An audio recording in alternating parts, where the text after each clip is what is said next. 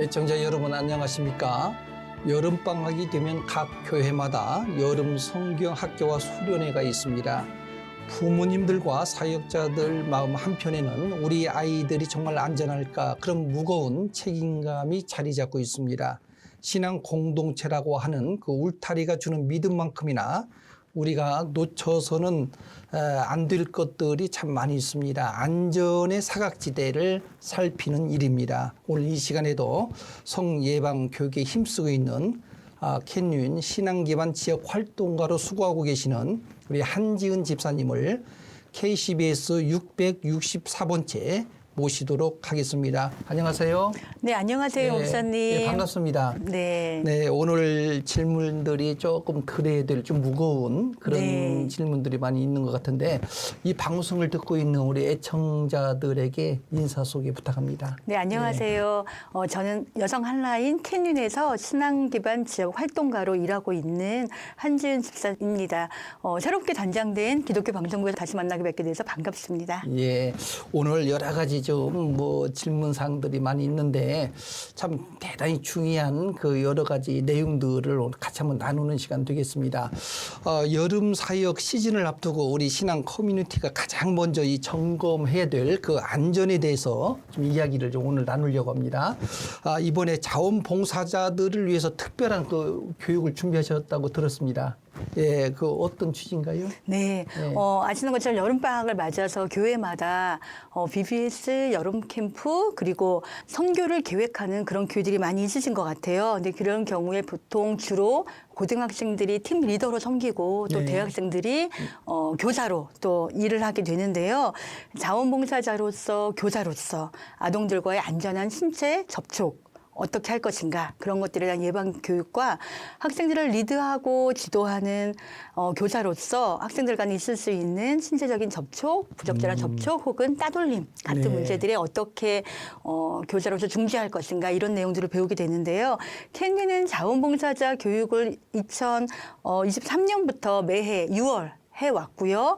해마다 지금 정기적으로 교육받는 기관들이 늘어나고 있습니다. 네. 그리고 지난해부터는 시카고 지역 한인교회협의회와 공동주관으로 있습니다. 네네. 목사님께서 네네. 회장으로 계실 때부터 네. 공동주관으로 지금 네. 교회협의회와 함께 교육을 진행하고 있습니다. 네, 언제부터 교육을 가지고 저희가 있습니까? 지금 6월 4일 날은 목요일 저녁에 줌으로 신청하신 교회들이나 이제 기관들이 들어오시고요. 그리고는 저희가 교회별로 방문을 해서 방문 교육을 하는데 사실은 저희가 6월에 또 기관이 많이 바빠요. 그래서 네네. 모든 교회를 가지 못하고 지금 선정해서 협의하에 대면 교육을 네. 가고요. 그렇지 않고 이미 한 번 이상 받았던 교회나 기관들은 6월 4일 온라인 교육으로 참여하시게 됩니다. 네, 사실 이제 교회나 이 종교 단체는 이제 안전한 곳이다 그런 이제 믿음이 크지 않습니까? 하지만 이 통계적으로 보면 이 신앙 공동체로 성폭력 문제에는 예외가 아니라고 이야기를 많이 들었어요. 실제 상황은 어떻습니까? 목사님, 미국의 질병관리센터인 CDC 알고 네네, 계시죠? 네네. CDC 통계에 따르면요, 미국 내에서 네, 네. 50% 이상의 여성. 그리고 네. 6명 중에 1명의 남성이 일생에 걸쳐서 성폭력을 경험한다고 해요. 예, 굉장히 높은 그러니까 수치이죠. 통계가 그렇게 된다는 얘기죠. 네. 그리고 아시는 것처럼 성폭력이 어떠한 특정한 지역이나 특정한 사람들에게에서만 일어나는 일이 아니기 때문에 신앙 커뮤니티도 예외라고 할 수 없고요. 네. 더구나 저희가 18세 미만 아동 성폭력이라고 할 때는요. 저희가 흔히 알고 있는 것처럼 낯선 사람을 조심해. 낯선 장소에 혼자 가면 안 돼. 라고 네. 얘기하지만 아동 성폭력의 경우에는 93% 이상이 아는 사람들, 네네. 지인들에 의해서 일이 일어나고 공간도 단둘이 있는 공간 이런 곳에서 폭력이 발생하게 되는데요. 이를테면 이제 교단마다 이런 예방 수칙을 가지고 있는 교단이 있어요. 이를테면 주일학교 교실의 경우 이제 안이 들여다 보이는 투명한 네. 창문.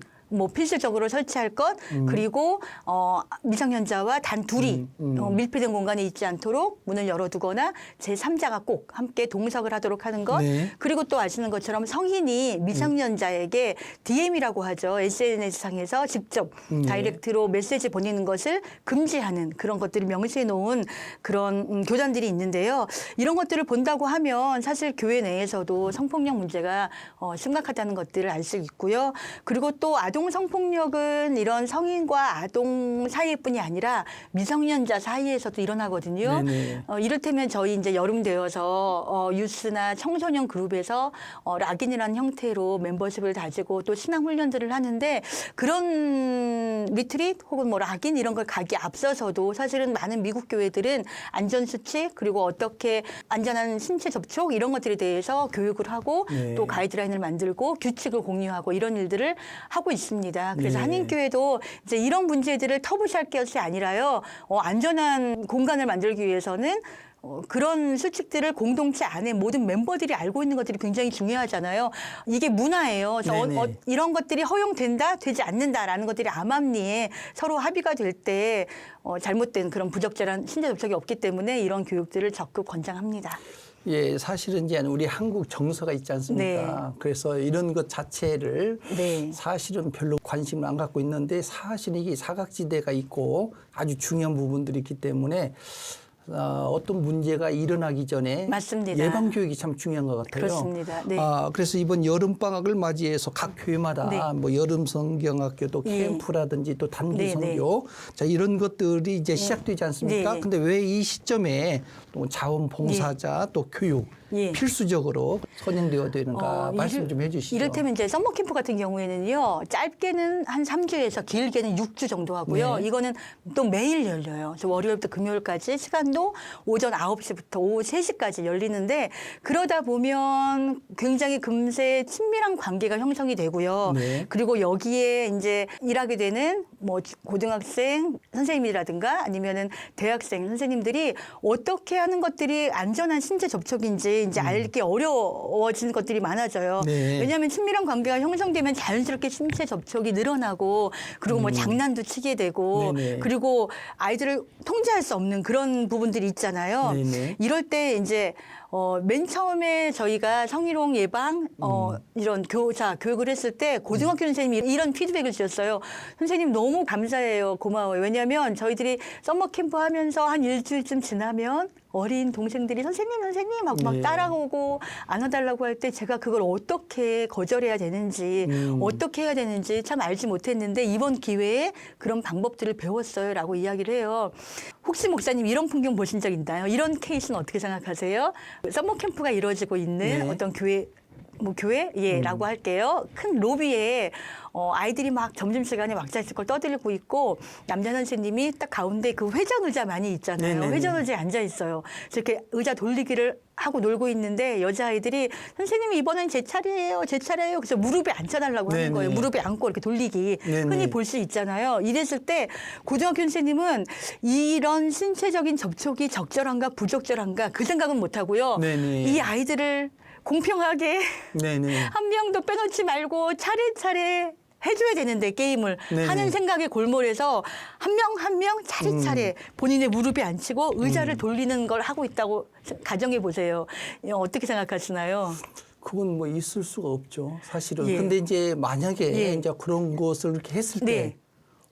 그것은 상당히 이제 나중에 문제가 될 수도 있죠. 맞습니다. 예. 맞습니다. 그런데 고정현 선생님은 예. 거기에 이제 포커스가 있는 게 아니라 우리 아이들을 어떻게 정의롭게 차례대로 내가 놀아주나. 사실은 거기에 골몰할 수 있거든요. 네네. 그래서 이런 교육들을 받았을 때 그러한 것 자체가 부적절할 수 있다는 것 아까 말씀하신 것처럼 있으면 안 되지요라고 말하는데 그런 생각조차 못하는 상황들을 어떻게 대처해야 되는지 우리 선생님들이 배울 수 있고요. 네. 그리고 사실은 아까 미성년자들 사이에서도 이런 부적절한 신체 접촉이 있을 수 있다고 했는데 썸머 캠프 길어지다 보면 청소년들 사이에 뭐 불링이나 왕따 같은 일들이 네네. 일어나기도 하거든요. 그렇죠.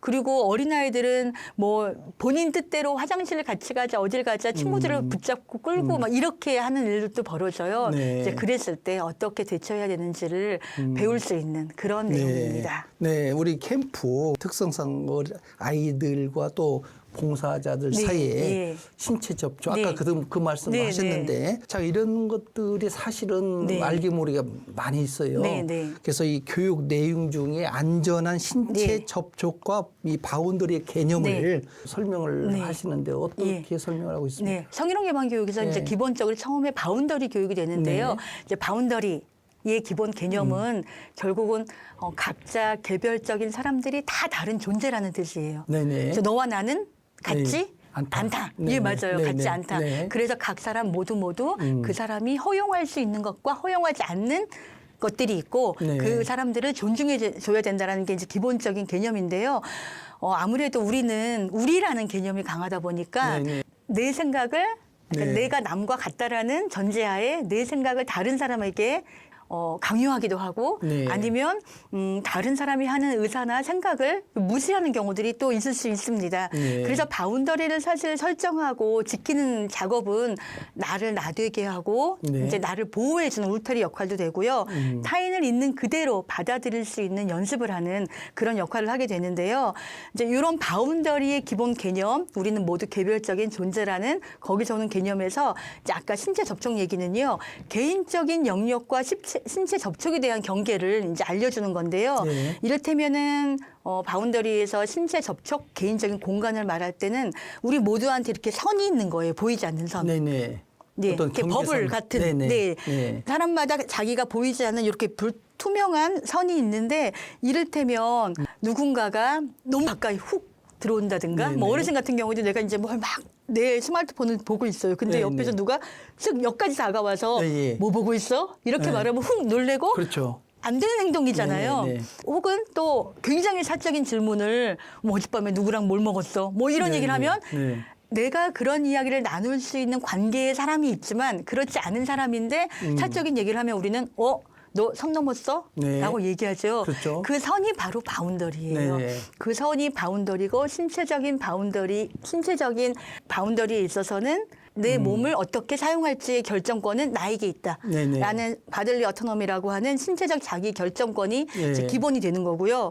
그렇기 때문에 관계에 따라서 자기에게 허용되고 허용되지 않는 선이 있다는 것, 그것을 상대에게 알려주고 그것을 지키게 하는 것, 네. 그리고 그것을 존중하는 이런 문화가 이제 바운더리에 대한 개념이고 이러한 것들이 안전한 신체 접촉을 가져오는 이제 행동이 되는 거죠. 그러니까 네. 아까 뭐 아이들 사이에서도 나 화장실 갈 때 같이 가야 돼라고 네. 할 때 그 옆에 있는 친구가 화장실 같이 가자라고 했을 때 그래 하고 따라 나서면 문제가 없지만 걔는 안 가고 싶어요. 그런데 강압적으로 그 아이를 손을 붙잡고 간다면 그건 사실은 바운더리 침범하게 되는 거거든요. 예.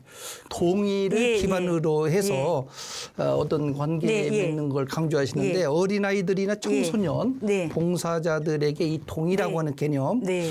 어떻게 하면 쉽게 전달할 수 예. 있을 것 같아요? 그러니까 간단히 생각하셔가지고요. 모든 신체 접촉에서 네. 동의가 없는 건 바운더리를 침범하는 거고요. 네. 이를테면 반갑다고 허그할 때, 네네. 게임할 때 이렇게 손잡아야 될 때, 네네. 아니면은 뭐 이렇게 몸을 접촉해야 될 때 그냥 동의를 구하는 거예요. 네. 손잡아도 돼? 네. 손잡을 수 있어? 네. 그런데 묻지 않고 덥석 손을 잡으면 그게 바운더리를 네네. 이제 해치는 게 되는 거고요. 네. 그런 것들에 대한 훈련일 수 있고요. 사실은 뭐 허그하는 것, 손을 잡는 것, 뭐 하이파이브 하는 것, 혹은 그냥 나는 지금은 아무하고도 접촉하고 싶지 않아. 네네. 거기까지도 그 네. 사람의 선택이라는 걸 받아들이는 것. 그게 네. 이제 훈련이고요. 그래서 강제와 강압, 협박 이런 것들이 아니라 자율성을 기본으로 하는데요.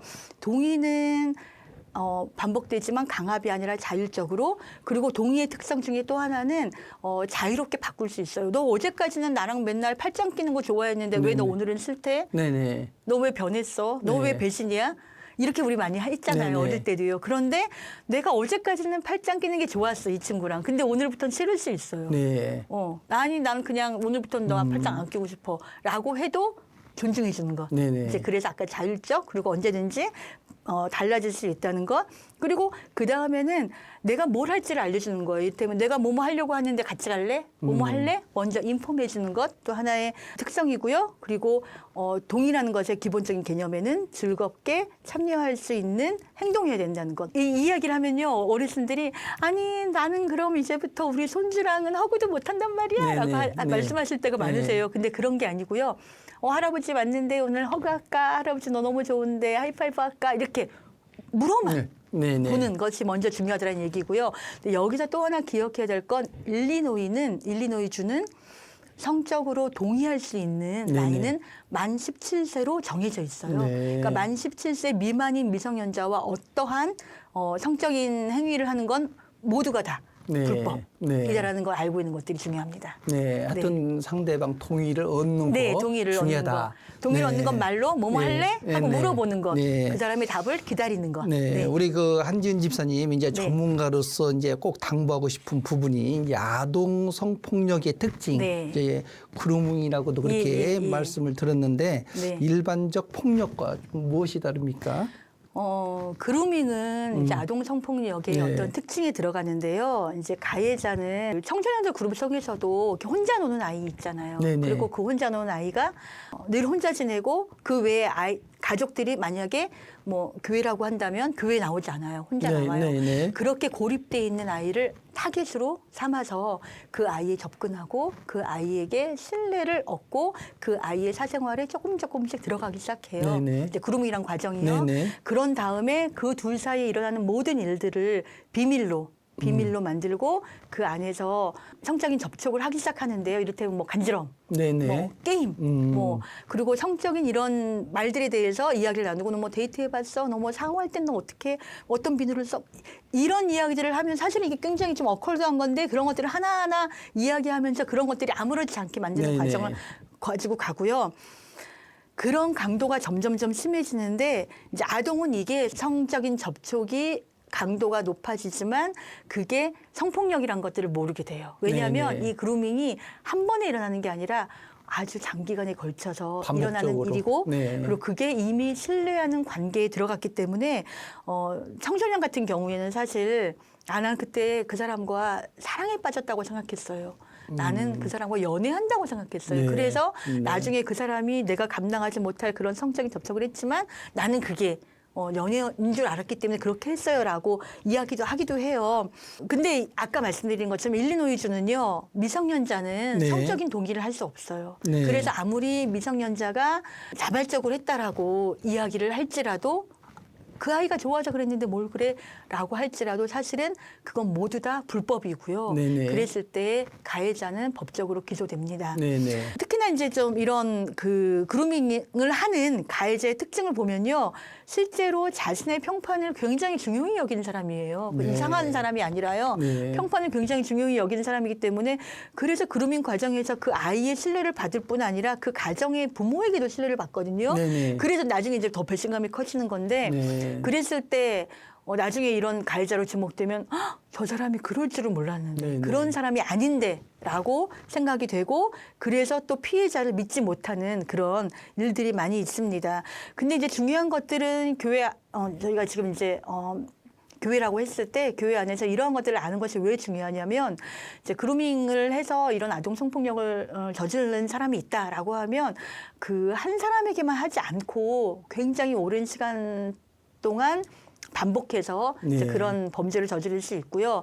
만약에 A라는 지역에서 뭐 콜로라도라는 지역에서 그런 경력이 있어요. 근데 일리노이로 다시 이사를 왔어요. 네. 근데 교회에서 만약에 그런 백그라운드 체크 같은 걸 하지 않고 그런 예배권을 다 뺏자는 게 아니라 그런 사람이 아이들과 다시 접촉하는 뭐 봉사라는 의미로 하는 그런 부서에 둔다면 그런 일이 또 발생할 수 있어요. 네. 그렇기 때문에 이런 것들을 아는 것들이 굉장히 중요합니다. 네, 오늘 이렇게 참 말씀 들으면서 야 우리가 이 예방 교육이 중요하다 네. 그런 것을 많이 느낍니다. 이제 시간이 많이 지나갔기 네. 때문에 2부에서 또 더 구체적으로 네. 나누도록 그렇게 하겠습니다. 오늘 네. 좋은 말씀 해주셔서 감사합니다. 네, 감사합니다. 지금까지 진행을 맡은 김영문 목사였습니다.